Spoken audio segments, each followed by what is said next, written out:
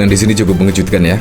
Karena pada waktu lalu itu ada berita yang cukup mengejutkan bagi saya sih. Yaitu pada waktu lalu ada berita maju mundur ASN pindah di IKN. Dan bahkan di sini juga dari liputan6.com, di sini bahkan juga DPR ogah pindah ke IKN, kantor kami di Jakarta lebih mewah. Nah, di sini dikejutkan oleh apa? Yaitu Basuki ogah pindah ke IKN sebelum ada air bersih.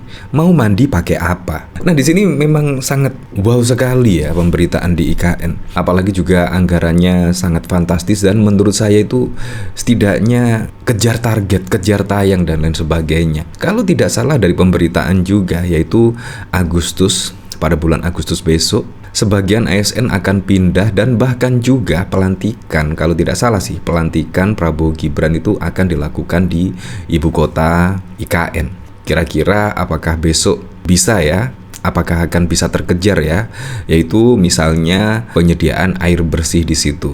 Nah, di sini bahkan Menteri PUPR Basuki Hadi Muljono yang melakukan pembangunan di IKN bahkan saja ogah, yaitu pindah ke IKN sebelum ada air bersih di sini. Ya memang air bersih adalah faktor utama. Nah, seharusnya di situ ya, sebelum ada pembangunan seharusnya ada sarana air bersih terlebih dahulu. Bukan pembangunannya yang dikebut, tetapi sarana seperti air bersih itu belum ada. Menurut saya air bersih itu seharusnya ada dulu, kemudian baru pembangunan. Menurut saya seperti itu. Tapi kita tidak tahu lagi ya, apakah masih proses air bersih di IKN di sini, apakah masih proses? Ya, kita tidak tahu lah. Tetapi yang jelas Basuki di sini setidaknya membuat kejutan lah, yaitu ogah pindah ke IKN sebelum ada air bersih. Memang air bersih adalah faktor utama. Nah, dari sini yaitu dari Detik Finance. Di sini Menteri Pekerjaan Umum dan Perumahan Rakyat PUPR Basuki Hadi Mulyono mengaku tidak mau pindah ke ibu kota Nusantara jika belum ada akses air bersihnya. Hal ini sama seperti Presiden Joko Widodo. Basuki mengatakan keberadaan air bersih sangat penting untuk kehidupan. Selain itu, keberadaannya tidak bisa digantikan dengan apapun. Saya juga mau pindah kalau airnya sudah masuk, karena air itu memang esensial. Kalau listrik bisa pakai genset, walaupun sekarang sudah ada PLN. Tapi kalau air mau mandi pakai apa? Masa pakai air botolan? Kan enggak, kata Basuki kepada wartawan di Bali International Convention Center pada 21 Mei yang lalu. Basuki menargetkan air bersih bisa teraliri di IKN pada akhir Juni 2024. Dengan begitu dirinya bisa pindah pada Juli 2024 sesuai jadwal. Nah, ternyata di sini dari berita yang beredar, ternyata air bersih di sini ditargetkan yaitu bisa mengaliri IKN itu pada akhir Juni 2024. Artinya di sini sudah aman kok.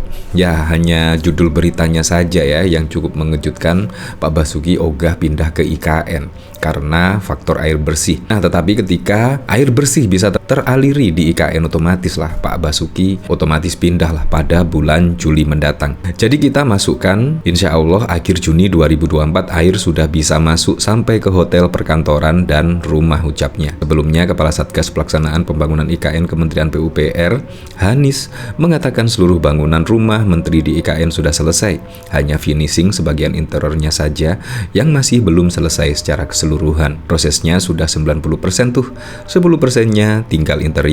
Ya, 10%-nya interior.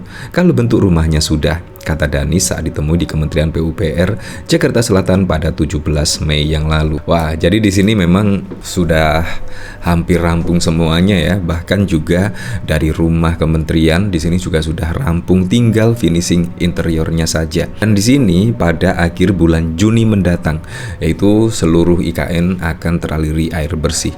Artinya Pak Basuki juga sudah siap untuk pindah ke IKN, Ibu Kota Nusantara. Nah, kemungkinan juga ASN dan juga DPR pasti juga ya akan mau lah, walaupun juga ada pemberitaan yang agak miring yang menolak lah kantor kami lebih mewah di Jakarta dan lain sebagainya. Nah, dari sini bahkan juga ada berita maju mundur ASN pindah ke IKN. Di sini hanya 1.740 atau maksimal 3.072 ASN yang pindah ke IKN tahun ini, menyusut dari rencana semula sebesar 11.900 ASN lantaran ketersediaan hunian yang belum memadai.